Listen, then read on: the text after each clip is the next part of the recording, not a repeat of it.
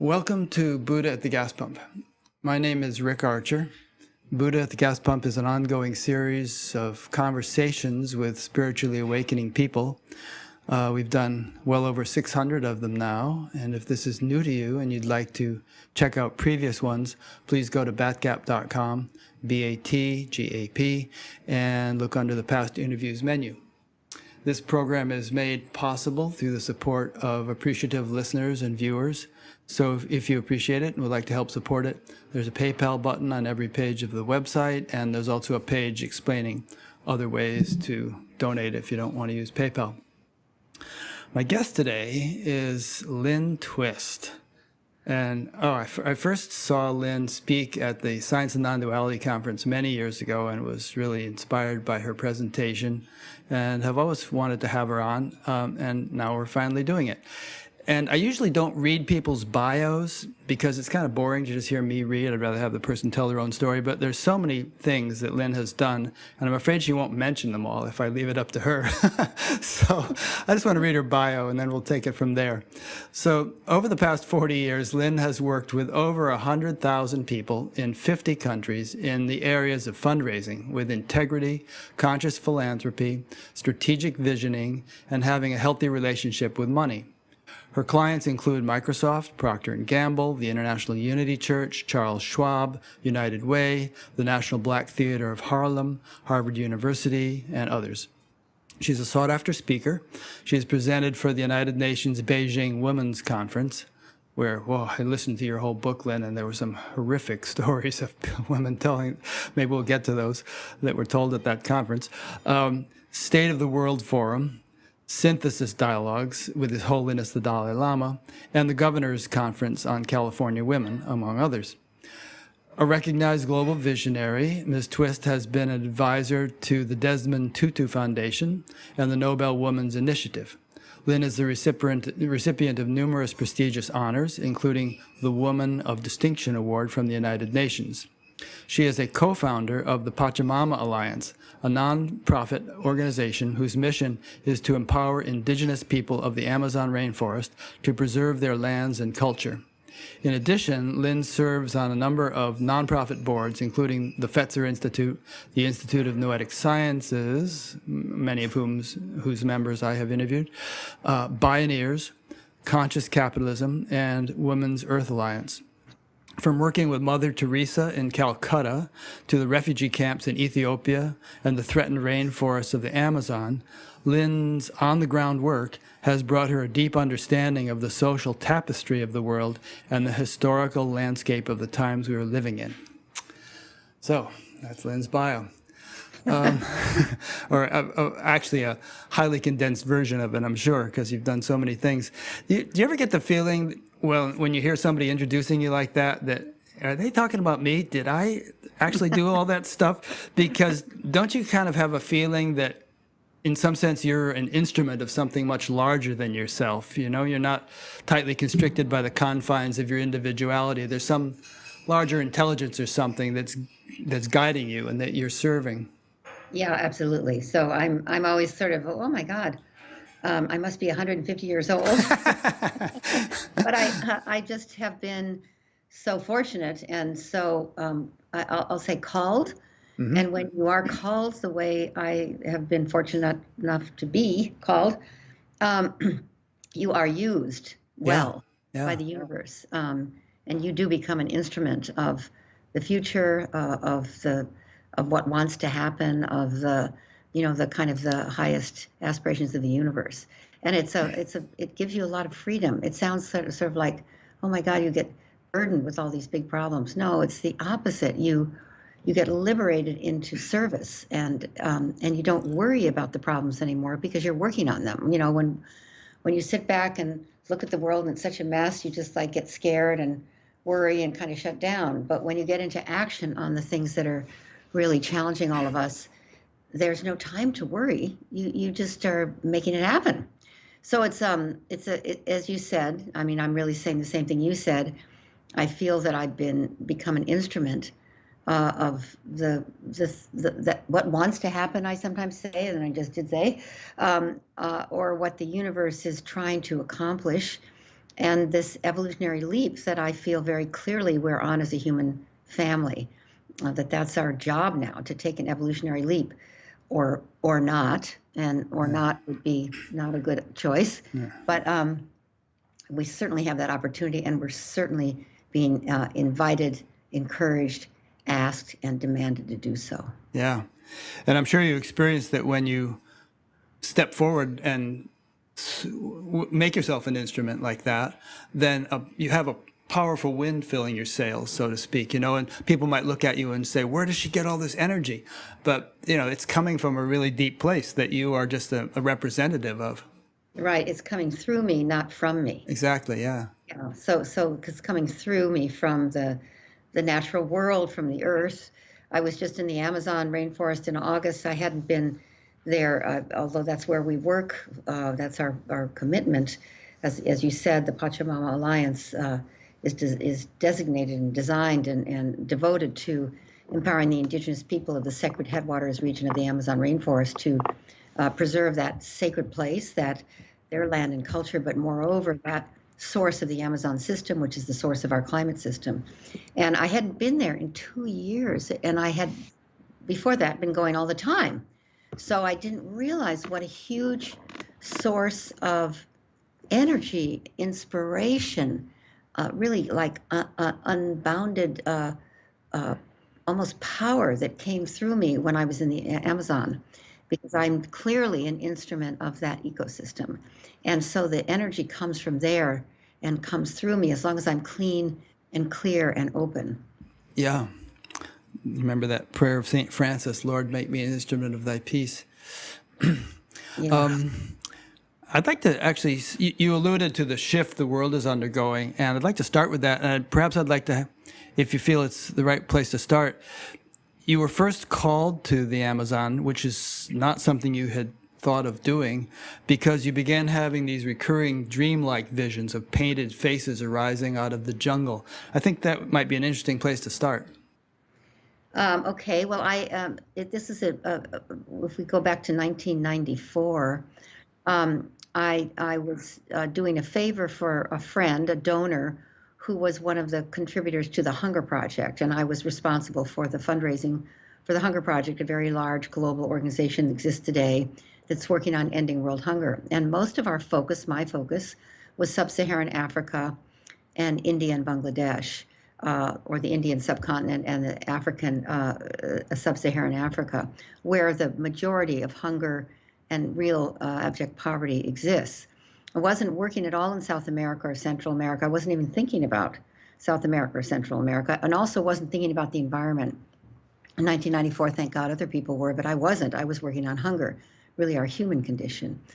And I went to Guatemala to support a friend who was a donor, and my friend John Perkins, who had done lots and lots of work with the Shuar people in the Ecuadorian Amazon when he was in the Peace Corps, and had become a shaman in his own right. And John was a wonderful friend, and he was on the board of this organization that I went to help out. And so when I went there, John was there, and in fact, John and I led a delegation of some of the donors to this organization to Guatemala. And when we were in Guatemala, John, who's very, very bright and very tuned in, he said, I can tell the projects we're looking at and the people who say they're managing them are working with a shaman. I can feel the energy, the shamanic energy, this has got a magic to it that goes beyond good decision making, effective strategies, good development. No, there's a magic here. I think there's a shaman involved, and sure enough, there was. So we went to see the shaman, who was a Mayan shaman, and John and I organized a small group of us, including himself and myself, to go see this man. Roberto Pose was his name. And he's a Mayan shaman, and he didn't speak Spanish or English. So John, my friend John Perkins, needed to kind of, do as best he could translating. He spoke a little Mayan and was very fluent in Spanish, while this shaman orchestrated a ceremony. And now this took place at midnight on the top of a a kind of a mesa on a mountain in the area of Guatemala called Totonicapan near Chichicastenango, which is quite a famous place for people. But it was very rural. And the shaman had built a fire, a pretty large fire, and created a space for us to lay down around the fire. There were 12 of us with our feet towards the fire like a wagon wheel, like this. And then he there was no medicine involved, just his exquisite chanting and drumming and whistling. And his voice was so, let's see, mesmerizing. He told us to close our eyes and journey. I wasn't really sure what that meant. This is at midnight now, so it's the middle of the night, dark as can be, but a starry sky, no moon, but billions of stars because we were very far away from any light at all, except for the fire that we were sitting around or laying around. And so I closed my eyes at his instruction, and he was drumming and chanting, and the chanting was just so awesome, and it was so mesmerizing and so hypnotic. And you can kind of imagine that I just went into some sort of an altered state, or at least I felt that I did.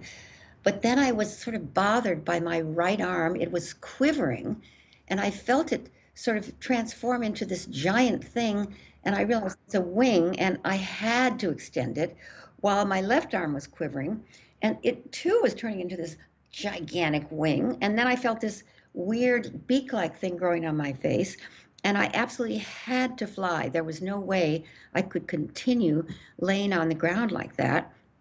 I had to fly, and I began to fly up into the night sky, the starry, gorgeous, amazing, celestial sky.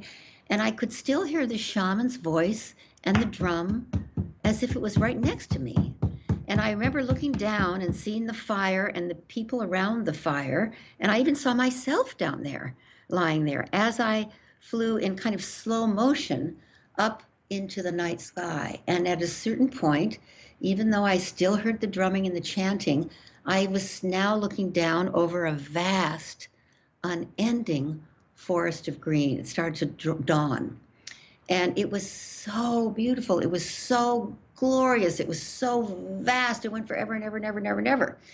And I was flying like this in slow motion, and I was so happy. I was just in a state of bliss. And then this amazing thing happened. These disembodied faces of men with orange geometric face paint on their faces started to float up, and they had yellow, red, and black feather crowns on their heads that were very beautiful.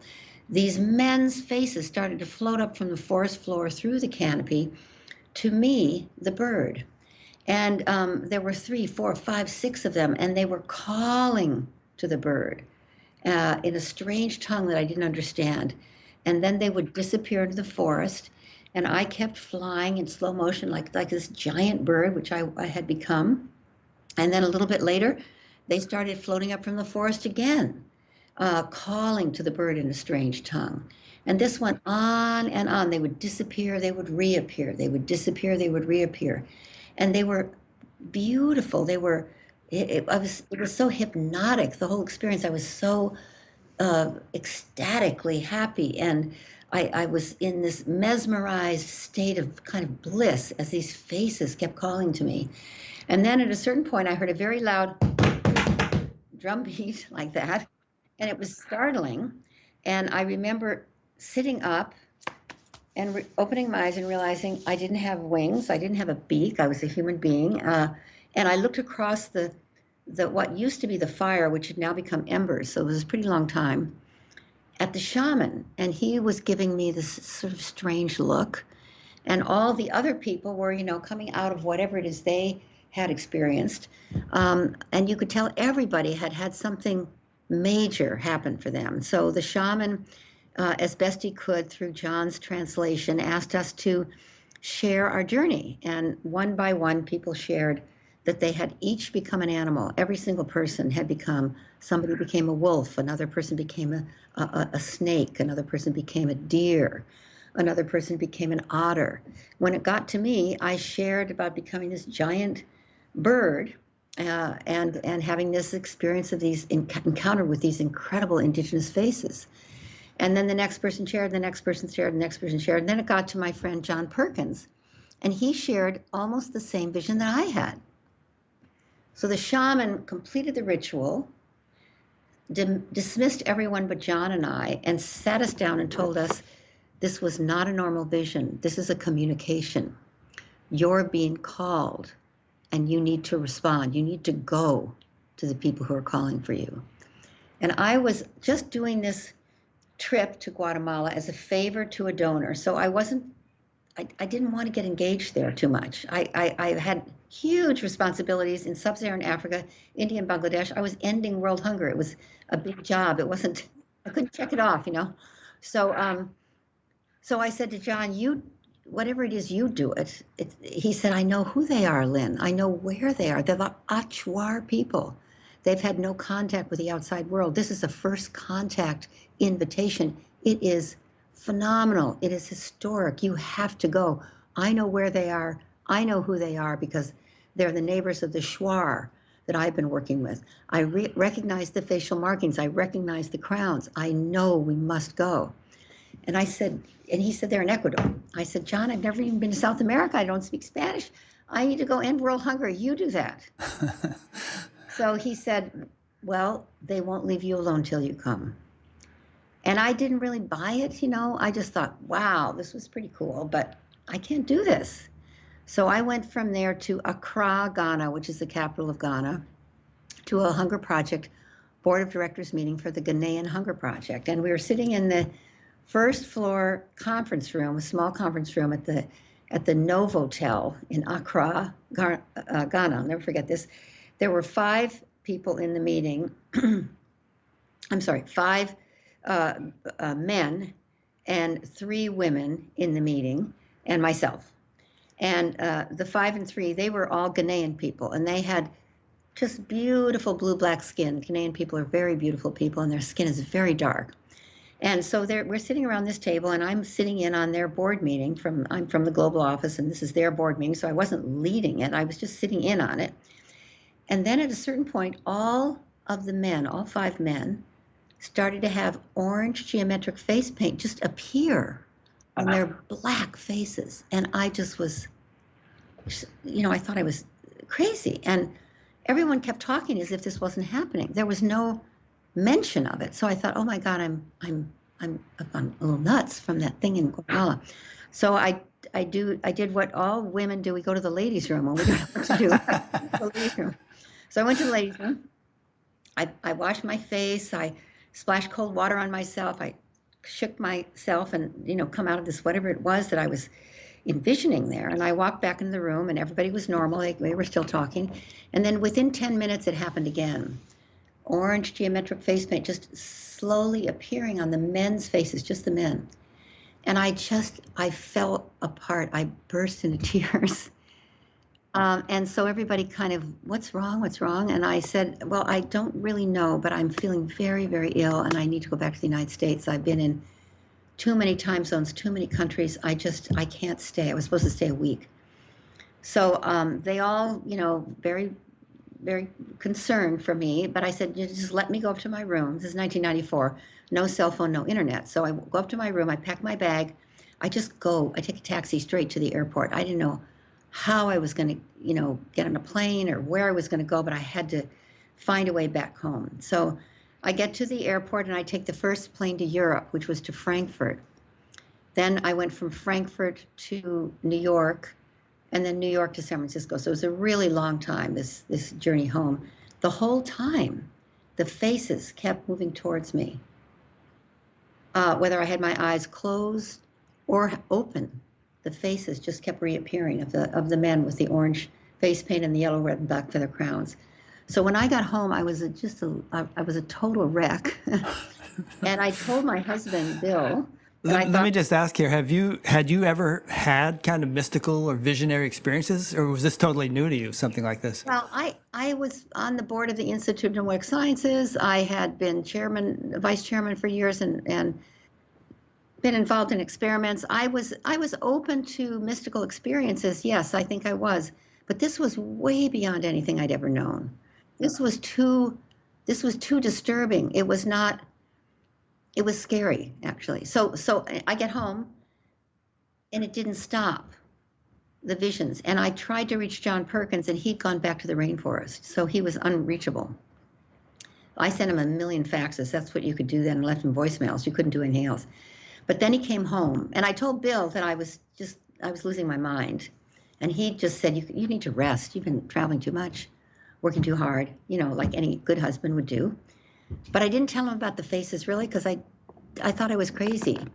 When John came back from Ecuador, from the Ecuadorian Amazon, and he called me after getting a zillion messages from me, he said, Lynn, I went with the Shuar warriors to see the Achuar. They're waiting for us. They want us to bring them 12 people from the modern world, including ourselves. People who have open hearts, people who have global voice, people who know the rainforest is critical to the future of life, people who are open to indigenous wisdom, and people who will respect the ways of the shaman. Those were the 5 criteria. So John and I picked 10 people. I picked Bill, my husband Bill's number 1. And we all went down to to Quito. We traveled down the Valley of the Volcanoes, over the eastern side of the Andes Range, down the Pastaza River Canyon, through this beautiful corridor to the edge of the vast, incredible Amazon rainforest that stretches all the way across the continent, larger than the United States, the Amazon rainforest. And we got a military plane to fly us in to Shuar territory, and then a Shuar pilot took us to Achuar territory. There are no roads where we went. So a little tiny plane lands sort of in a dirt area next to a river, and then it flies away. And then goes get 3 more people, and then 3 more people, until the 12 of us were there. And then, sure enough, they came out of the forest with their orange geometric face paint, yellow, red, and black feather crowns, and spears. And so they took us in their canoes up the Capawari River and showed us a place to camp. We didn't really know how to communicate with them. It didn't seem to speak Spanish. And so it was a very rough beginning. But after them watching us and us watching them, we eventually got in communication. And that was the beginning of something that's now called the Pachamama Alliance. How did you get in communication? Just by watch? I mean, did you work out some kind of sign language or something to communicate? Yeah, so if you've ever traveled in a country where people don't speak your language, you figure out how to communicate. You just do. Sign language and talking your language and trying to talk theirs. And especially if there's a lot of kindness and generosity and people are really trying to connect, then you can make yourself known. But after 2 or 3 days of us camping over here and them being over there, and they kind of watched us, they killed a wild boar, and so they invited us to feast with them. And during that first real kind of breaking bread together, it wasn't bread, it was this dead animal, one of them revealed that he spoke Spanish. Oh, there you go. And then we could communicate. Mm-hmm. And then we went to see their shaman, which was scary but beautiful. We engaged in the sacred ceremony of ayahuasca. We had incredible visions. And in the morning, we knew this is not just a trip. This is the beginning of a whole nother chapter of our lives. Yeah. And there's a lot more to say about this, because they have these visions of what's happening to the world and the role that they have to play and the role that sort of the modern world has to play, and how neither one can make it without the other. And so I'm going to want you to elaborate on all that, because I find that very inspiring. And there's so many things we can say about this. Since the 70s, I've felt that we're entering into a time of huge transition, and it's going to be very chaotic, if not cataclysmic, and that hopefully we'll come out the other side of it with something far better than we've ever known. And I think, I've heard you describe that these people have the same expectation, but it's not just going to happen automatically. We've got to do the right things. Right, exactly. There's a beautiful prophecy that they tell in the Andes and in the Amazon called the prophecy of the eagle and the condor. And They say that this is the time when the eagle people, which are the people like you and me and our listeners here who perceive life primarily through the mind, the eagle people at this time in history will reach a kind of zenith in their capacity to use the mind, and will even invent tools to extend the capacity of the mind. That's probably a prophecy about computers and artificial intelligence. But we will be materially rich beyond any previous generation's imagination, but we will be spiritually impoverished to our peril, and our very survival will be at risk. While the Condor people, which refers to indigenous people, who live primarily through the wisdom of the heart, the five senses, and inhabit the spirit world as their primary home, they will have reached a kind of zenith in their and sophistication in their skills and their way of life, but they will be materially impoverished to their peril in any encounter with the ego world, and their survivability also at risk. And they say that at this time in history, the beginning of the third millennium, this is the first century of the third millennium, the eagle people and the condor people will begin to fly together in the same sky, and the world will come back into balance. But the change from hundreds of years of domination of the eagle people over the condor people, which is called the 500 years of fourth Pachacuti, changing to the fifth Pachacuti, which is the Pachacuti of balance and light. And Pachacuti is a time period. 500 years. 500 years, okay. 500-year Pachacuti, the fourth Pachacuti was called the Pachacuti of dominance and darkness, and it began right around 1492 and went to the year 2000. Then this is the beginning of the fifth Pachacuti, which is called the Pachacuti of balance and light, the next 500 years.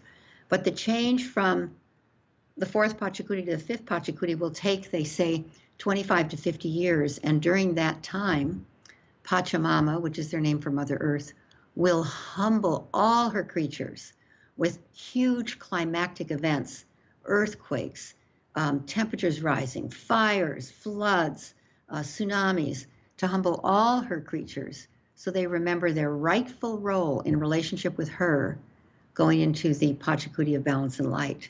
So this time of climactic turmoil and huge crisis with our climate has been predicted for thousands of years by the indigenous people as a way that the mother is humbling us, in some cases destroying us, but humbling us so that we will find a rightful role of integrity with her as we go into the Pachacuti, the 500 years of balance and light, where the eagle and the condor fly together. So that's very much of a prophecy about this conversation we're having. So a prophecy about the Pachamama Alliance. So 25 to 50 years. So that would put us up to either 2025 or 2050. And I don't know if we're going to make it by 2025, because it seems to me there's going to have to be a heck of a lot more change than we're going to be able to undergo over the next 4 years. Yeah. Yeah. So this is what they say, this is a huge transitional period. This 25 to 50 years, somewhere in there, where we are receiving massive feedback from the mother. Massive feedback. The pandemic is part of it, they say. Can you elaborate on that a bit more? Well, they say the pandemic is an announcement from the mother. So everything comes from the earth, everything, this computer, the pen I'm writing with, and everything that we obviously know comes from the earth, including the pandemic. And the pandemic, that virus, it impacts only one species. Of the millions of species on the planet, only one species gets sick, and it's us.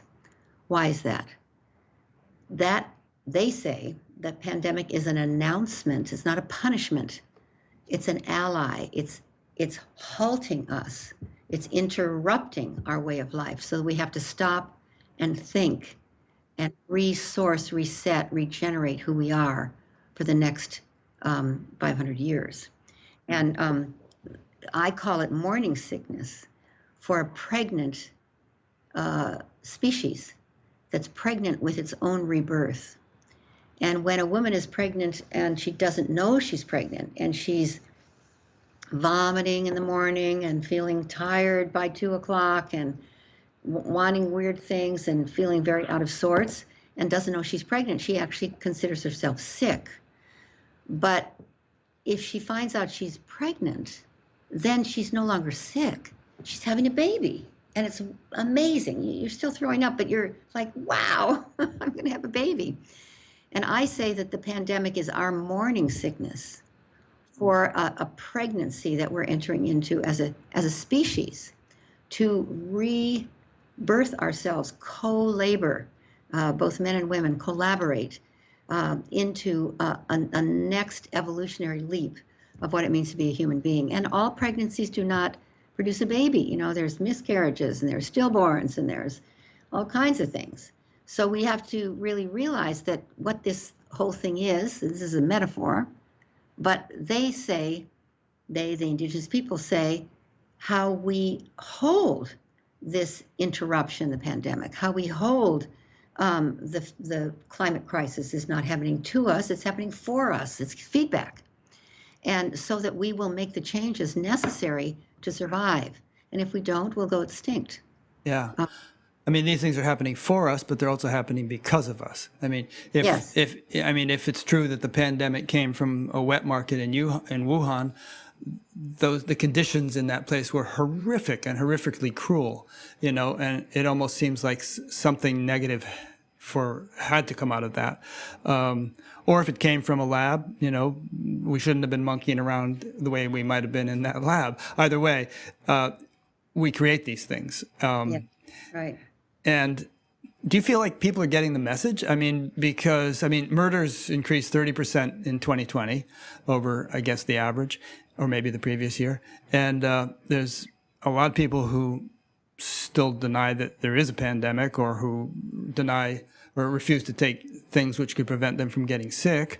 And then, you know, in terms of climate change, it seems like half the politicians are still denying that it's a problem, or blaming it on sunspots or whatever. So, I mean, you know, we seem to be kind of stubborn and slow to learn. And what's your sense of, you know, I mean, in terms of climate change, there's all these tipping points beyond which it'll be very hard to recover. How optimistic are you in light of the way we're actually responding to these challenges? Well, I'm a possibilist, you could say. So I stand for the possibility that this is forcing, in a very maybe it's harsh, but maybe a much more gentle than it could be, a transformation, and I think it's happening. So I think just like you know, there's this beautiful metaphor. You've probably heard this a million times, but I'll say it anyway because it so works. When a caterpillar reaches a certain stage of its evolution. Yeah. Elizabeth Sartoris, I've interviewed her. Yeah, continue. Yeah. It becomes she's the source of this insider. There's many people who say it, but she's the one that carries it so beautifully. A caterpillar becomes a voraciously consumptive little critter. One caterpillar can consume a whole tree and becomes very obese and just has to eat. And in that stage of the caterpillar's evolutionary journey, inside the caterpillar's now overconsumptive kind of little monstrous body, the imaginal cells awaken. Imaginal cells. Yeah, like imagination. The cells have this. Yeah, and they're a certain kind of cell, and they need to find each other. So they try to find each other so they can cluster. Every caterpillar does not turn into a butterfly. Only the ones where enough imaginal cells cluster. And it doesn't have to be the majority. Most caterpillars die funny little brown little monsters, but if enough imaginal cells cluster, then the rest of the cells, and it's not the majority that cluster, just some number, the rest of the cells turn into what's called the nutritive soup, out of which the imaginal cells create the absolute unpredictable miracle of a butterfly out of that brown blob. So I say your program, Buddha at the Gas Pump, your 600 conversations, 601 today. Actually, 616 or something. Anyway, go ahead. Okay, is bringing the imaginal cells together so that we realize that we have a special assignment, a special responsibility, and not everybody's going to take this on. But if enough of us do, we can transform this brown caterpillar into an exquisite butterfly. And I say that because There are naysayers, yeah, but not that many anymore. There are people who are, kind of like, oh shit, what am I going to do? I don't know what to do. I'm just going to, go to sleep or take drugs or overdose myself. Yes, there's people like that. But there's a lot of people like you, and there's a lot of people like me. And I say there's enough of us in every country, in every discipline, in every hospital, in every school, in every university, in every company that are doing what they know to do to create the transformation of humankind. And I feel certain, I can't predict, I don't predict, I just stand for, but with certainty that that's the job of our time. That if you're alive and born at this time in history, you have a role to play. It's not necessarily a big role or a small role, it's just your role. And if you play it, this transformation will take place. And maybe you're the nutritive soup. Thank God for that, whatever it is. So I feel that I don't worry about whether or not it's going to happen. I just work on causing it to happen. I don't have time to predict. I'm just all about making it happen. And that's, I think, the job. You've probably heard of those examples from nature, like 1% of the heart cells are called pacemaker cells, and they coordinate the beating of all the other cells in the heart so that it beats coherently. And there's other examples. Like a laser, the square root of 1% of the photons in a laser, if they line up coherently, then the others entrain with them, and you have like one giant photon, so to speak, in terms of a coherent beam of light. So there are many other examples in nature like that, where a small percentage of the population of something can have an outsized effect on the rest of the population of it. Mm-hmm. Yeah, so that's kind of what you're alluding to. Yeah, exactly. I didn't know 1% of the heart cell. I like that. That's what I've heard, yeah. And you've probably heard about in the TM world, the whole experiments with getting groups of people to meditate and having some impact on I was in Iran for 3 months, meditating with a group, and there did seem to be a correlation between our arrival and departure and the degree of social upheaval there, and other mm-hmm. groups were in other parts of the world. But anyway, now there's another metaphor you use. You're working on a book called The Sophia Century, and there's a metaphor about a bird with only one wing, and mm-hmm. then the other wing is not being used properly, and the bird's flying in circles, and the one wing's getting too powerful and violent, and so let's go into that one a little bit. Well, that's another prophecy that I love, because I think it's so so powerful. So it's the Baha'i people. Mm-hmm. That's the prophecy. They say that and I'll just say this again, we're in the third millennium now, and we're in the first century of the third millennium. So this is only 21 years into the first century of the third millennium. And when you place us in time like that, it's helpful to see these huge trends. And so the Baha'i people say that at this time in history, the beginning of the third millennium, the bird of humanity, which has been flying for centuries, the bird of humanity has a male wing and a female wing. And the male wing has been fully extended and fully expressed for centuries. And the female wing has not yet been fully expressed or fully extended. So it's sort of folded in, as you demonstrated. And so the male wing, in order to keep the bird of humanity afloat, has gotten overdeveloped, overmuscular, and in fact has become violent. And the bird of humanity has been flying in circles thus for hundreds of years. But in the beginning of the third millennium, the female wing, or the feminine in all of us, in men and women and men, will fully extend, which will allow the male wing in all of us to relax. And the bird of humanity, for the first time in history, will soar. And that's a prophecy about this time also. And I love that, because it doesn't make men wrong and women right. It doesn't say female's better than male. It doesn't do any of that. It just really acknowledges that we're in overdrive in the masculine part of who we are, including myself. And we're held back and suppressed and not taken seriously intuition, compassion, heart, tenderness, collaboration, community, all the more feminine, divine feminine values and qualities that are part of every human being are sort of second class to productivity and effectiveness and measurement and drive. and to put these two in balance in your life, in my life, in everybody's life, in the way we raise our children, in the way we govern, in the way we walk in the world is what must happen for us to resolve the climate crisis, for us to resolve the political breakdown, for us to resolve and really start educating people in a way that they're whole. And so I call this the Sophia century, the century when divine wisdom, the century when women will take our rightful role in co-equal partnership with men and the world will come into balance, the century that kicks off the third millennium with a rebalancing of yin and yang, the century when divine feminine wisdom, which is what Sophia really means in the Greek terminology, is what's guiding rather than drive and productivity and more and more and more of everything. And that we're living in a world now where we have enough. We have had enough for a long time to take care of everybody, even the growing populations. We're doing more with less all the time.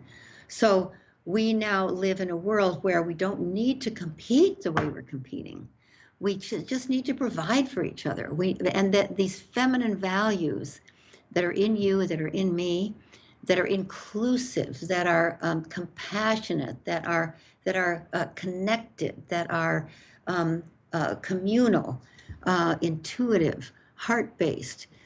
Those values need to rise to a place that calms down the masculine, uplifts the feminine, everybody, and we have a balanced, healthy future. So that's the Baha'i prophecy. Yeah. And that's why I call this the Sophia century, because it is.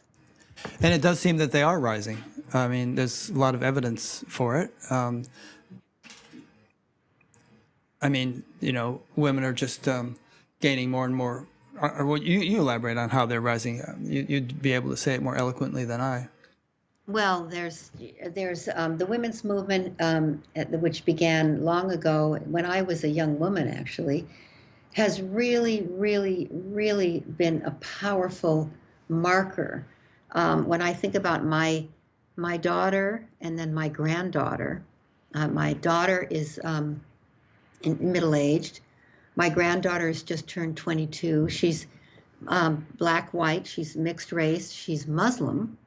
She's wants to be an attorney. She graduated from college with total social justice and environmental sustainability lens on life. She wants to be an attorney and work on human rights or climate justice law. When I went to college, I went to Stanford. A lot of the women that were there, first of all, there were not that many women. It was like 4 men to 1 woman. Were there to get a husband. That was what they were doing there. And this, expensive, very high-level education taught us a lot more than that. And so, but now there are more women in medical school than men. There's more and more women now in business school, more and more women in law school. It's really a different world. Women's opportunities are vast. We've got a mixed race vice president of the United States, which is such a huge milestone. And so we're in a very different ecosystem for women, and ecofeminism is starting to rise, and feminomics, feminine economies are starting to be invented.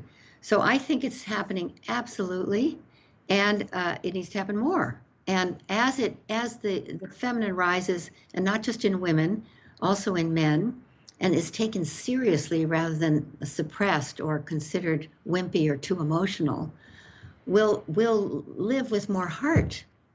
And the mind and the heart of humanity will start to come together, just like the eagle and the condor. The eagle and the condor. It's like the mind and the heart of humanity flying together. And we really need that.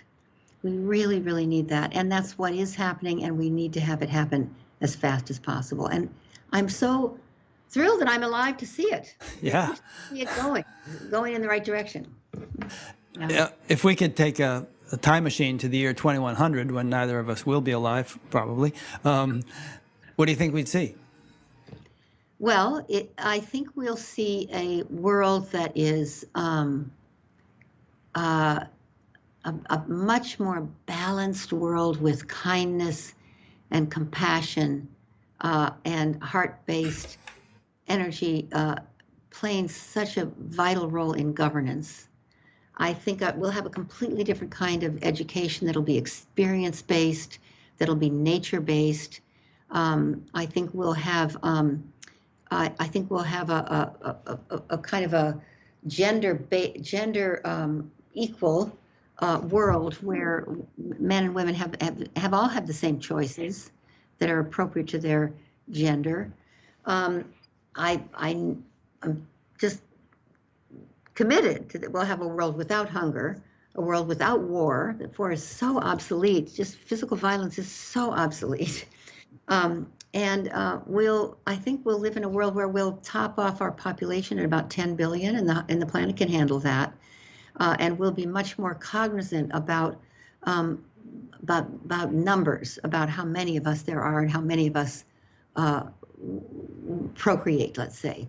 It's a great question. I mean, I love thinking about it. A kinder, gentler world for sure, and one that's much more aligned with the natural world, and where Indigenous people are part of the, kind of the elder statesmen of guiding our species on Earth, and that a lot of the animals that have gone extinct will start coming back in validation of the way we're living. So all those beautiful things, and hopefully I'm working towards making it all happen, and you are too.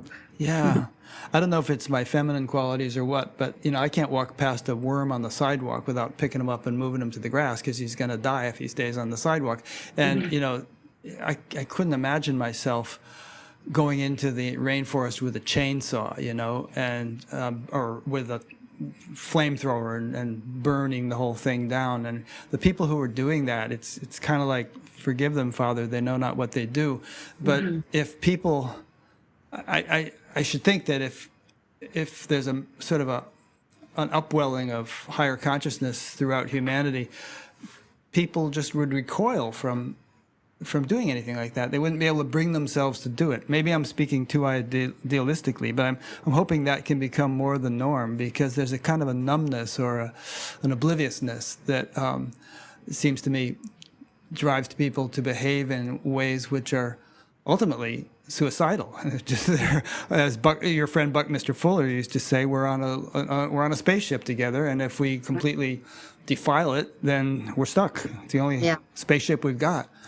Exactly. We're not just the passengers, we're the crew. Yeah. Yeah. Mm-hmm. Huh. Yeah. That's so cool. He saw so many things so early on. He was a real person ahead of his time. Yeah. Yeah, I got to see him interchange with Maharishi in 1971 at a symposium. It was very inspiring, and I know you had him to dinner in 1976. In fact, recount a little bit of that experience and some of the kind of predictions he made. Well, Bucky, I really saw him speak first in 1976 right. At the Marin Civic Center here in California, and I was a Bucky follower, but I didn't really understand what he was talking about most of the time. I just loved him, wonderful little short little man, bald head with thick glasses. Yeah, he was so loving. I just loved him, and he at one of that talk was called the Integrity Days. He did integrity talks all over the world, and this one was in Marin County. And at one point, he had a big table, like a utility table, in front of him, and he stood behind it. And he always had a tetrahedron, this kind of tinker toy thing, on his table, and then an icosahedron, another sort of tinker toy-like thing. And I don't even know if people know what tinker toys are anymore. But anyway, kind of these structures. And he was talking about the structure of the universe, with the structure of molecules and atoms, and I don't know, it was way over my head. I didn't know what he was talking about. But anyway, he was very excited about it. And then there was a certain point where he walked from behind this table, which had these structures on it, all the way around to the front, right at the edge of the stage. And he leaned down and looked at the 2,000 people that were there. And he said, now I'm going to say the most important thing I've ever said or ever will say. And I thought, oh my God, I got to understand this one thing. And so I sat up in my chair. I think everybody did. And then he said, humanity has just crossed a threshold. And he put his arm out like this. And that threshold changes everything. And we've crossed it. And it's recent. And when Buckminster Fuller said recent, or he meant in the last 50 or 100 years, because he talked in those big swaths of time. And he said, and we've crossed it and it changes everything. And that threshold is that humanity is doing so much more with so much less. This is 1976. So much more with so much less. And that is the direction of our science. That's the direction of our innovation. That's the direction of all of our technologies, to do so much more with so much less, that we now clearly live in a world where there is enough for everyone everywhere to have a healthy and productive life. We live in a world of absolute, profound sufficiency, and everyone everywhere can have a healthy and productive life. And that was not always true.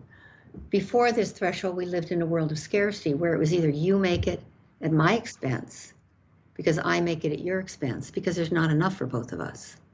But on this side of the line, you and I can both make it at no one's expense, because there's enough for everyone everywhere to have a healthy and productive life. He said that changes everything. And when he said sufficiency, enough, I remember having a Kundalini thing up my spine. I started to cry. I didn't even understand it, but I had a huge physical, spiritual, ontological, biological response to this statement, that we have enough for everyone everywhere to have a healthy and productive life. We don't need to compete like mad any longer. We have everything we need. And so from that moment on, I was changed by those words. And then he said this important thing. He said, we won't realize this for somewhere in the neighborhood of 50 years, because the institutions of humankind inside of which we live are all rooted on the you or me paradigm, rather than on this side of the line, the you and me paradigm, a paradigm of scarcity instead of a paradigm of enough. And so he said that governance is rooted in a you or me understanding of the world. The economy is clearly designed and rooted in a you or me understanding of the world. Education is rooted in a you or me understanding of the world. Even, he said, religion is rooted in a you or me understanding of the world. So he said these institutions will need to become so dysfunctional that they start falling apart and we won't be able to fix them. And then we'll recreate our institutions, our human institutions, from a new paradigm, a paradigm of profound sufficiency. And that will take about 50 years for all this to fall apart. So he said this in 1976. Here we are, 2021, and things are totally, completely falling apart. And we can't really fix them because they're rooted in a set of assumptions that are now so clearly inaccurate. So that's the big lesson I learned from Bucky. And then I began to be I'll say a story carrier, a spokesperson for the distinction of sufficiency, which is not an amount of anything. It's an experience. It's a way of being where you are in the experience that you are enough, there is enough, and from enough, we build and grow and expand rather than from scarcity or lack, but from enough. It's just a completely different way of living. And so that became the source of the Hunger Project, the organization I worked for a good part of my life, 25 years. The source of the Soul of Money book, which you've read, the source of the Soul of Money Institute, and in many ways the source of the work we do at Pachamama Alliance. And Bucky said we can make the world work for everyone with no one and nothing left out. And once he said that, I knew that was going to be the work of my life, and it still is. Yeah, this might be a difficult question to answer, but if you could put it in terms of a percentage, what percentage have we achieved in terms of realizing his goal? Because it seems to me there's still a lot of hunger in the world and a lot of people suffering in various ways and a lot of institutions that are destructive that still seem to be going strong. Well, it's a mindset, it's a paradigm, it's a way of living that causes the scarcity. The scarcity doesn't exist. We make it scarce. It's just like when you don't think you have enough time and you race around and then you make mistakes. When our mindset is off course, we screw up. And so to really discover that we are enough and that we have enough is something, it's a revelation that we're not there. But we're clearly realizing that the structures and systems we're living in now are failing us and falling apart and aren't that fixable. So, and I think because of the pandemic, which actually halted everything, we have been in a pause long enough to begin to rethink and reset and redesign who we are and what we're about.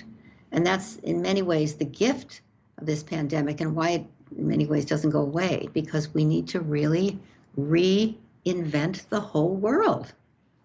And that's a big job. It really is.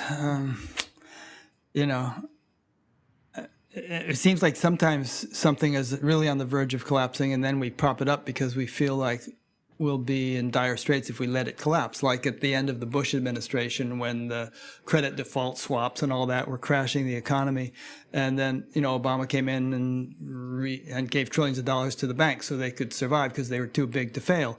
And he also saved the auto industry, which I think was a good thing. It would have been catastrophic if the auto industry had totally collapsed. And now they're all getting around to saying, okay, we're going to be all electric by 2030 or 2035. So there's an example of something which I think is converting itself into something more sustainable. I don't know about the financial industries. Don't have that kind of understanding of things, and I don't know what kind of efforts they're making. Maybe you are, because you do, because you're more tuned into that world. I mean, do you see give us some good examples about institutions that seem to be metamorphizing into something benign and beneficial as opposed to the destructive role they had been playing? Well, there's so many examples, and we're on our way, but we're not there. But I'll just say I'm on the board of Conscious Capitalism, which is a wonderful affiliation of CEOs who are running their companies with values that's consistent with a manifesto, that to do no harm, to preserve the natural world, to have social and racial equity inside of their organizations, to promote and inspire and empower women, to all these, and the B Corps, and there's a lot of movement, really big movement in business. I would say that there's a real transformation afoot in people's understanding of the spiritual world, and programs like yours, and all the books that come out, and all the podcasts, and people are really grappling with a much deeper understanding of what it means to be human than they have in my lifetime. We've seen the end of apartheid in our lifetime. We've seen the civil rights breakthroughs in our lifetime. We've seen, the George Floyd murder was such a game changer, and hundreds and hundreds and hundreds of videos like that had been shown, but that was the tipping point. And after George Floyd, organizations all over this world started rethinking their relationship with race. Where this whole movement of reallocating resources that have been going to the police when they can't handle homeless, insane people, domestic violence, so that needs to go into different kinds of professions that are more therapeutic, where people have psychological training to deal with these issues. So these are seismic changes. The change in the energy industry, that now solar is cheaper than petroleum, and there's now the whole battery thing is breakthrough after breakthrough after breakthrough. So to me, there's so much happening, and Paul Hawken, who's a colleague and a friend and an author and an ecologist, has just written the most spectacular book yet, called Regeneration: Transforming the Climate, Turning Around the Climate Crisis in One Generation. And in that book, he, and I highly recommend people get it, it came out on September 12th, he shows all the ways that we're addressing the climate crisis, the social justice crisis, the breakdown in health, the breakdown in governance, how they're being addressed, and how to get on board with the solutions and stop whining about the problems, but with the solutions. And his website, the website for Regeneration, is just spectacular. If you go on there, you have to be deaf, dumb, and blind to not be able to see what to do with your life by getting engaged with that material. So I feel like, and the alternative health and complementary health now sector is almost as big as the medical sector. I mean, it's amazing how consciousness has really changed. And I was in South Africa at the end of apartheid. I was there the last day of apartheid. I went to Mandela's inauguration. I saw that with my own eyes. And of course, South Africa is still a mess, but people are not slaves any longer. You know, it was the final colonial, the end of colonization, really, in that way. Now we have different kind of colonization, of course. We've got a different kind of that. So, you know, things are not perfect. But it's so important to pay attention to the progress. And we're so good at naming the problems, and we don't really claim the progress enough. And the progress is stunning. It's spectacular. It's amazing. Look at what happened in the pandemic. The whole human race, every single living person on this planet, had to pivot their life in some way. And I've never seen in my lifetime the mobilization of every human being on the planet. That was just incredible. It shows us what we can do. Even though we're arguing now about vaccines and all that stuff, that's just noise on the surface. What has happened is there was a huge intervention, and the human species stopped huge amounts of our activities for a really long time, even at the expense of economic loss and loss of life. And I mean, it's amazing what we can do when we put our mind to it. So Yeah, it was like forced introspection or something. It's like yeah, worldwide spiritual retreat. As you're speaking, and well, let me interject a nice question here that someone sent in. This is from Kareen in Nashville. She said, okay. I really appreciate your feminine shamanic perspective that is so much softer and heart-centered than most worldviews, even spiritual ones.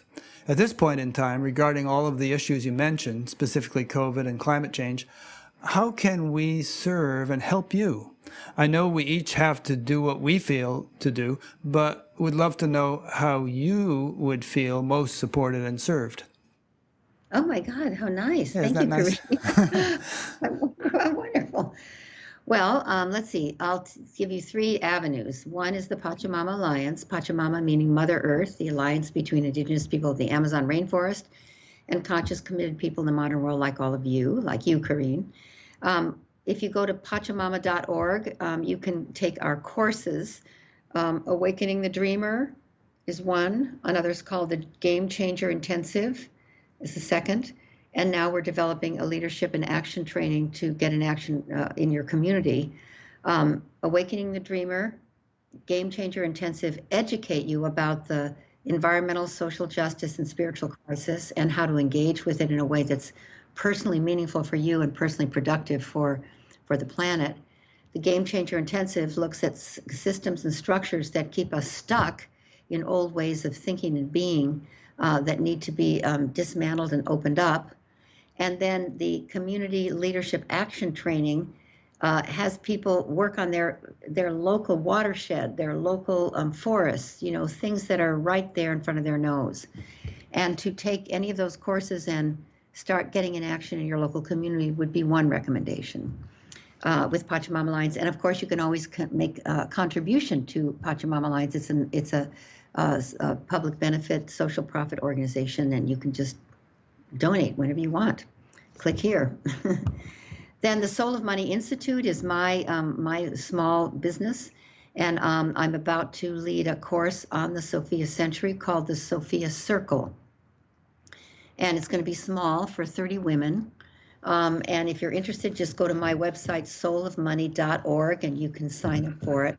It's 6 months long, and we're going to work on feminine values, divine feminine wisdom, unlocking it in ourselves, and recognizing how important it is for women who are awake like you, Kareen, to get engaged in the big issues of our time. And so it's a course, 6 months online course, then 3 days in person with me and my colleague Sarah Vetter to really unlock the power of women for the Sophia Century. And I would love for you to take that course. You can also read my book, The Soul of Money, and it's available on our website and also on Amazon.com and other bookstores. It's also on Audible, which is how I listened to it. I listened to the whole book while I was walking in the woods. Oh, you did? Oh, Yeah, it was good. great. And then the third track is I work with the Nobel Women's Initiative, and that's another website, Nobel Women's Initiative, .org, I believe. Working on stopping violence against women and girls. And if you go on that website, you'll see all kinds of things that you can do. Obviously, you can donate to that as well. And we're working on particularly sexual violence against women and girls and stopping it in wherever we can. So those are three ways you can help me, but really help you and our world. And thank you, Karine, for that wonderful question. That's great. I've heard you say a number of times, both in your book and in today's conversation, that there really is enough to go around. There's no absolute reason why people should be hungry or cold or anything else. So it seems to me that it's a matter of political snafus or greed, where people are holding on to too much and not distributing enough. Or how would you explain why it is that, although it's possible for everyone to be well fed and properly sheltered, so many people still aren't? What's the hang up? Well, we live in a mindset. It's almost like a unconscious, unexamined mindset of scarcity, that there's not enough to go around. We really, really, really think from there. And when you think from there, you hoard, you take more than you need, you think consuming is the way to live.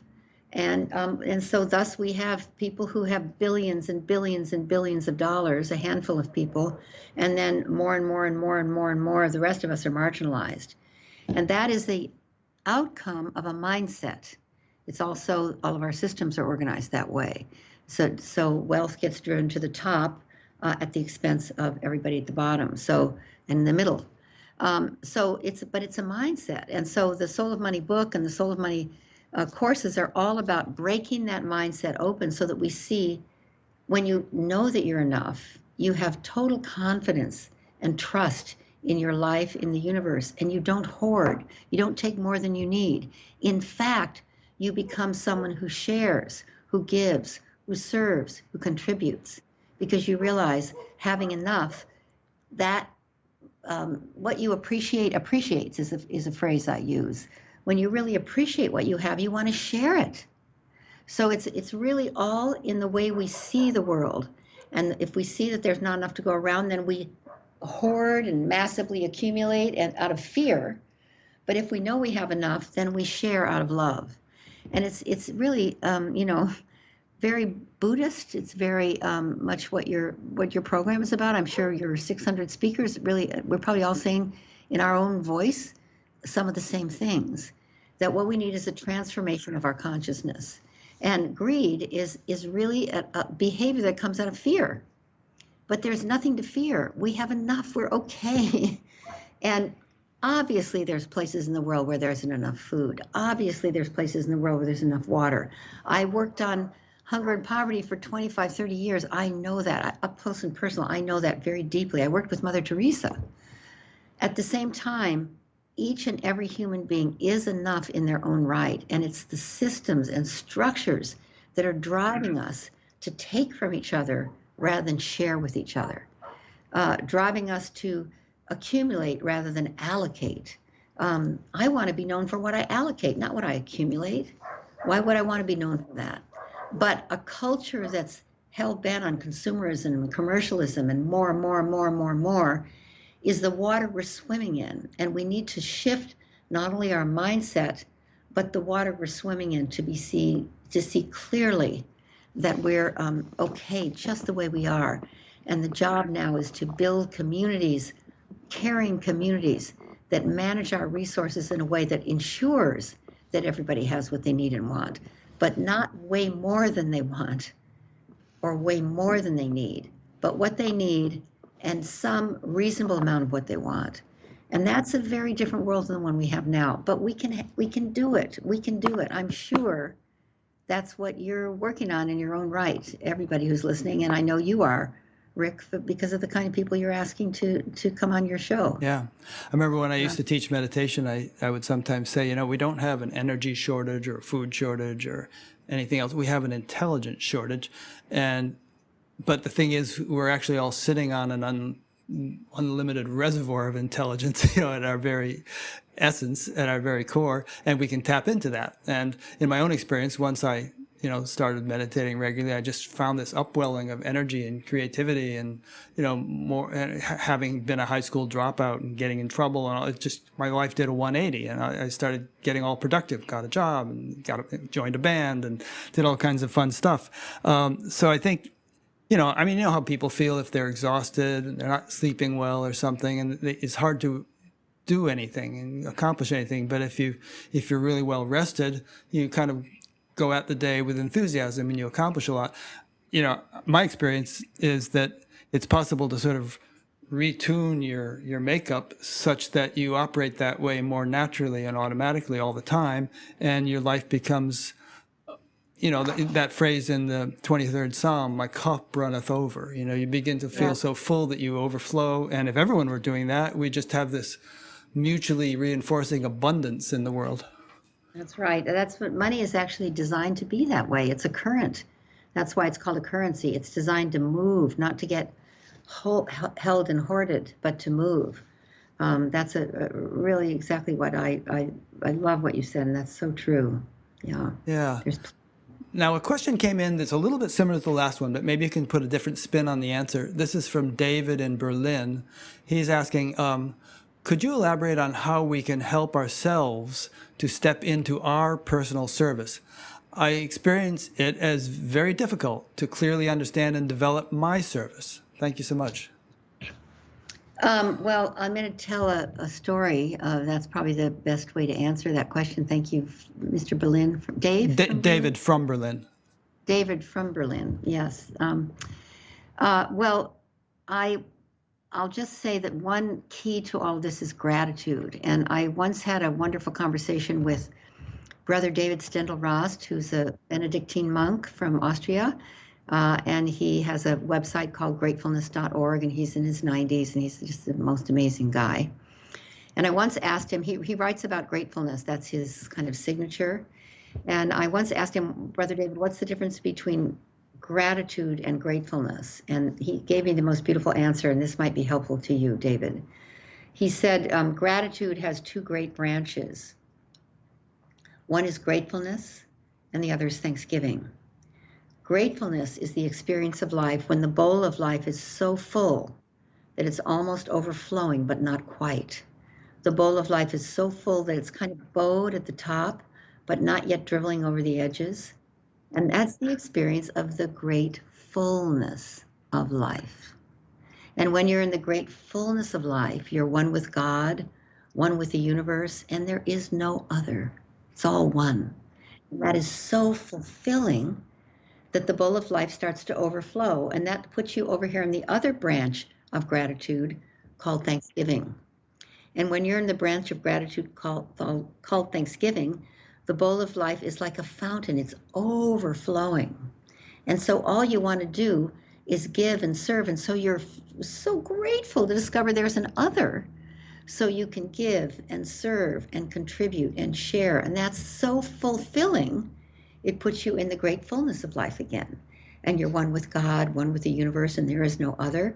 And that's so fulfilling that the bowl of life starts to overflow, and it puts you over here in the branch of gratitude called thanksgiving. And you're so delighted to discover, oh my goodness, there's an other. So all you want to do is give and serve and share and contribute. And these are the two branches of gratitude. And you can live in these two branches of gratitude. And it's so powerful to live in these two branches like Brother David does. All of us can. But sometimes when the bowl of life gets so full, almost overflowing, we think, oh, I got to get a bigger bowl. Rather than realize this is enough. And out of enough, natural bounty or natural abundance flows. Abundance is different than sufficiency. This is sufficiency. This is natural abundance, which flows from sufficiency, never from lack, and not even from more. Real sufficiency flows from the profound recognition of enough. There's a beautiful definition of the word sufficiency. Actually, it's a principle. I kind of made it up, but I think it's a principle. And it's this: if you let go of trying to get more of what you don't really need, it frees up all that energy tied up in the chase to turn and pay attention to what you already have. When you pay attention to what you already have, when you nourish what you already have, when you make a difference with what you already have, and when you share what you already have, it expands. So I'm going to say it again. When you let go of trying to get more of what you don't really need, it frees up oceans of energy to turn and make a difference with what you have. When you make a difference with what you have, it expands. So this is another way of saying what you appreciate appreciates. And so what you love, David, what you long for the world, and what you love, where you feel hurt in the world and what you care deeply about, where you see the world is longing for your participation, and what you're drawn from your heart to do something about, those, you put those two things together and you'll find your path of service. And as I think it was Albert Schweitzer said, those of us, the only ones of us who will be truly happy are those of us who've sought and found how to serve. So just get involved in whatever makes your heart sing, touches your heart, and keep engaging in things until you find, oh, this is it. This is mine. This is why I was born. This is why I'm here. This is what I stand for. This is my dharma. This is my karma. This is my service. This is who I am. And I'm sure you'll find it because you're longing for it and you're asking for it. So it will come, and it's probably already there right in front of your nose. That's great. People who were just listening to the audio won't have seen this, but as you were saying that, you were gesturing, and you were saying, well, when you sort of try to get more, you gestured like with your hands as if reaching outwardly. But then when we were talking about what you already have, you gestured toward your heart inwardly. And I was thinking about that as I was listening to your book. And there were kind of three myths in your book. There's not enough, more is better, and that's just the way it is, right? Yeah. And it's like I was thinking about how people ordinarily seek fulfillment, and ordinarily it's something outside of themselves, you know, this partner or this car or this job or this vacation or all sorts of outer things that we experience with the senses. But, you know, when you adopt an effective spiritual practice, you discover, whoa, there's this deep reservoir of fulfillment within me. I'm not even experiencing anything right now. I have my eyes closed, and yet there's this upwelling of bliss and happiness and fulfillment, you know, and that kind of gets integrated and stabilized over time. And I think when it does, then life comes into balance where you can still enjoy the outer stuff, but you don't crave an excess amount of it because you're already fulfilled. And being already fulfilled doesn't deprive you of motivation, because again, you know, if you are full within, then as Brother David was saying, you overflow, and that your fullness can bless others or enrich others without being depleted, because there's no limit to that inner fullness. Absolutely, yeah. And the three toxic myths, I call them, of scarcity, what we live in. Because the consumer culture, the commercial culture tells us that there's not enough and we're not enough until we acquire something more. That's myth number one, there's not enough. The second is more is better, and that's just like an unquestioned answer for everything. More is better. And it's the, you know, the culture is so intensely focused on more that we don't notice what we already have. We just don't even see it. And you know, I like to use the words, the two industries that are huge growth industries, waste and storage, are two poster industries for a culture that's lost its way. You know, we create so much waste. It's just, and there's no waste in nature. We create waste. And then storage is just this huge industry. Why does anybody need storage when in fact we have homes? But we have another home for the stuff we can't fit in the home we already have. You know, it's just crazy. So The first toxic myth is there's not enough. The second toxic myth is more is better, and it's a toxic mythology. More, more, more. And the third is that's just the way that it is, which is the source of our resignation and our just giving up and giving in and buying in, you could say. So when you realize that there's enough, that's a very different space. That you're enough, there is enough, we have enough. That's a very different space to live in. And it's so fulfilling to let go of the myth of scarcity. But it's the culture we live in, so it's always going to come and haunt us, but we don't need to buy into it. No, but we can change the culture, and hopefully we are changing the culture. Yes. I watched a little animated cartoon kind of thing on the Pachamama website about this young girl who was wondering, you know, and there was this vision of two possible scenarios. One was this toxic city with all this smoke and everything, and the other was this beautiful green city with farming and people riding around on bicycles and stuff. And anyway, she got involved and took the courses, and one thing led to the next, and then it kind of led to a conclusion of several things that you would like to accomplish. And one was amend the Constitution. And they showed her clipping through all these brambles with clipping shears in order to get to the Constitution to be able to amend it. So what amendment to the Constitution are you proposing? Well, we propose that the corporations not be considered people. Aha, that would be a good one. Yeah, and that this. So you can't buy politicians with and be secretive about it and so on and so forth. Exactly, Yeah. and that also that in the legal system that you can't. It's not one person goes up against a whole corporation. That corporations are non-entities, non-living entities. We also recommend that money get out of politics altogether. That the Constitution really needs to be amended because it's now not we the people any longer. It's we the money. And that's how people get into office, and all of our elected officials spend, 50% of their time raising money for the next election, and they can't do their jobs now. And then they're beholden to all these big financial entities. So it's really, we've lost our democracy to money.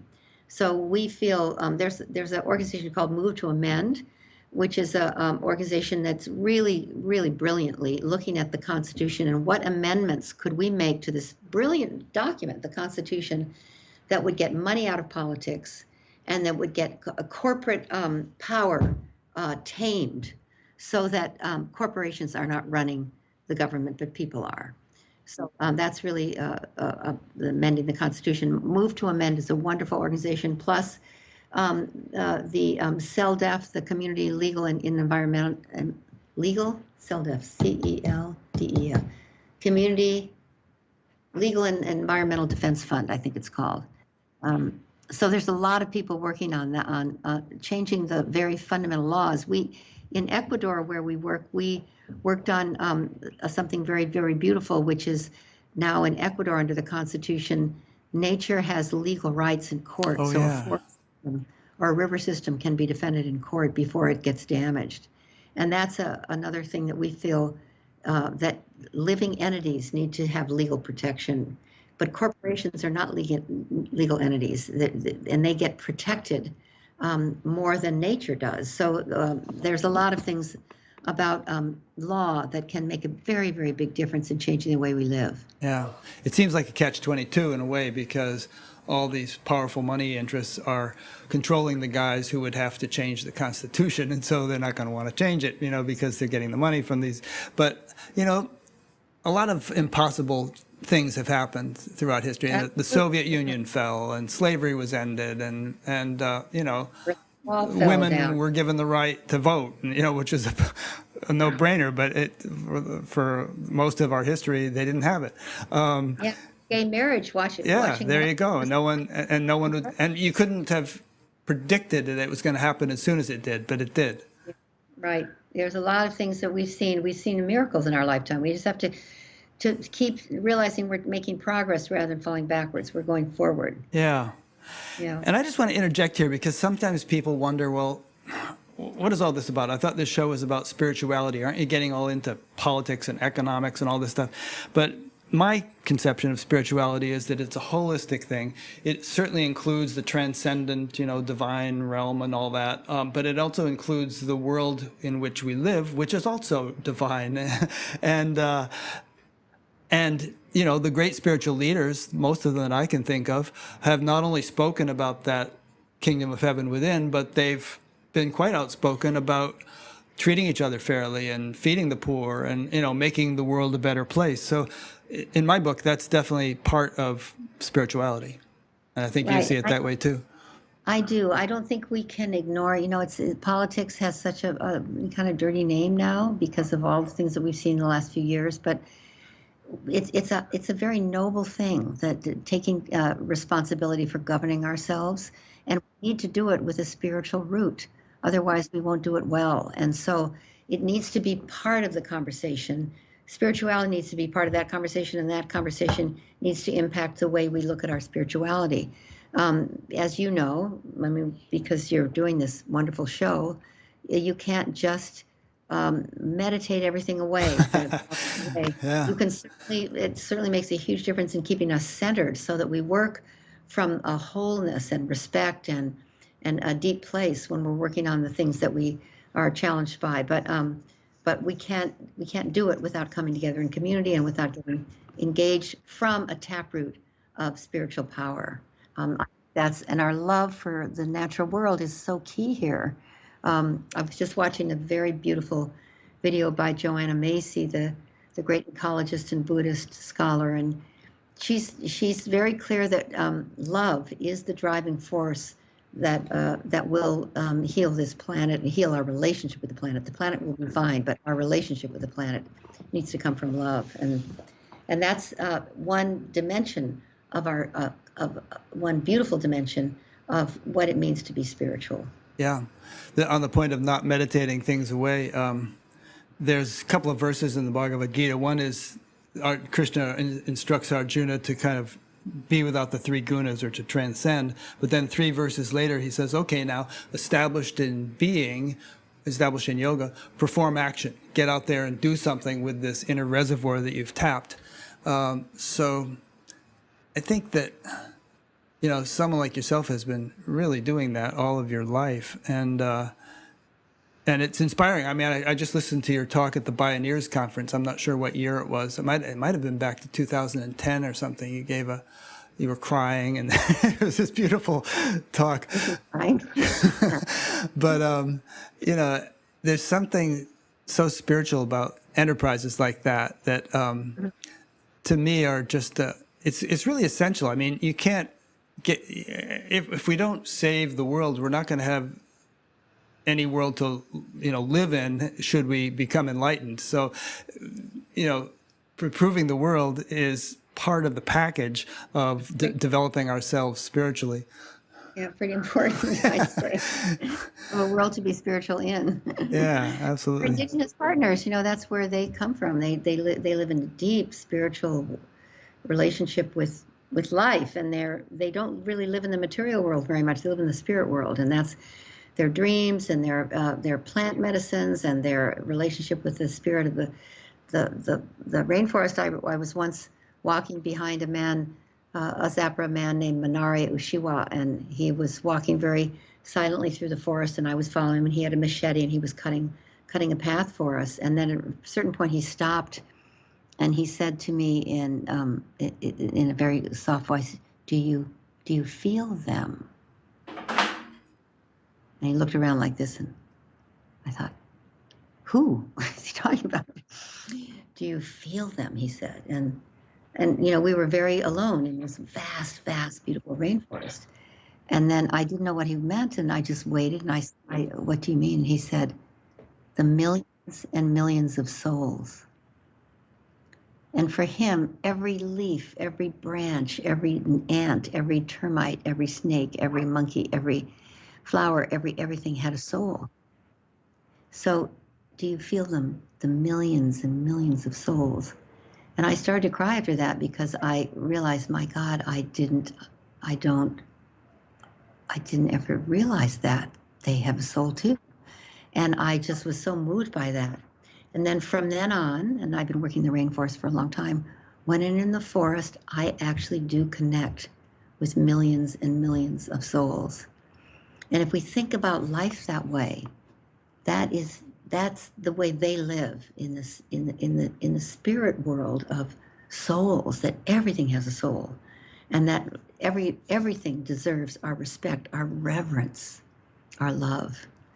And I'll never forgot that, and it really did. It's life changing to be with Indigenous people that are so connected to their ancient traditions and their spiritual power. Just amazing. And I would go so far as to say that not only does biological life have souls, but mountains have souls, and the sun has a soul, and the earth has a soul, and everything is imbued with spirit.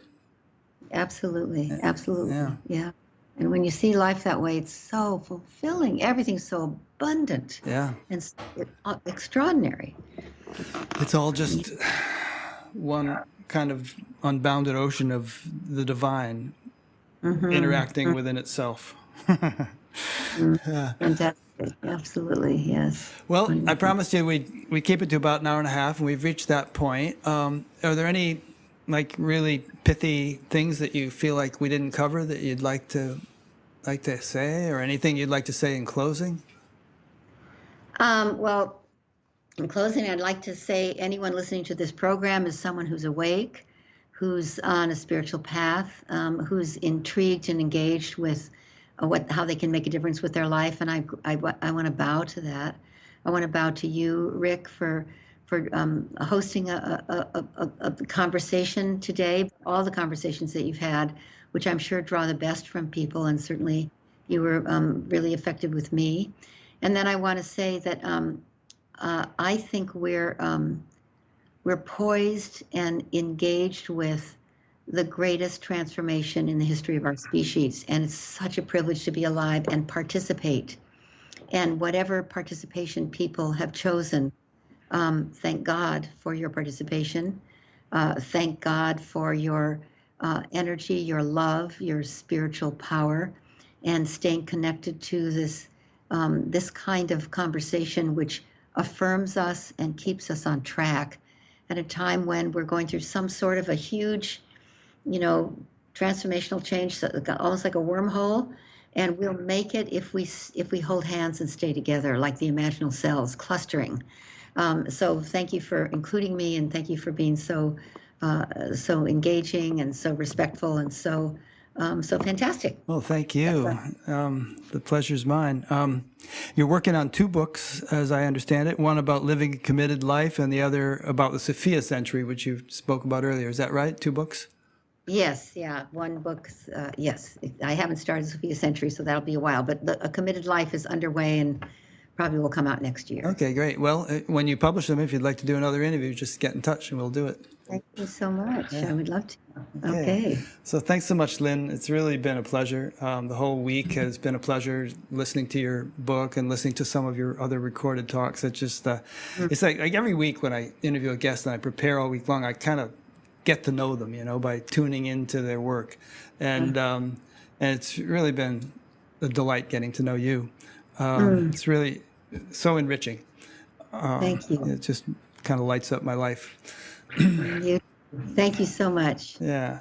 All right. Well, thank you. And thanks to those who've been listening or watching. And the next interview is going to be on Saturday. And it's going to be a real gear shift from this one. I'm going to talk to an old friend who is very skeptical about everything, and and he's written a book called Tempted to Believe, about why we believe what we do and whether we really have the justification for believing many things. Looking closely, do we like reincarnation? Do we really know that could be a thing? How do we know? Stuff like that. So it's going to be a lively, kind of a debate probably, because I believe a lot of things that I haven't necessarily confirmed. But anyway, that'll be the next one. And many more to come. Look at the upcoming interviews page on batgap.com and you'll see what we've got scheduled. We usually schedule about 2 months out. So thanks for listening, and thanks again, Lynn. It's been marvelous. Thank you. Bless. Have a good day. Okay. Okay.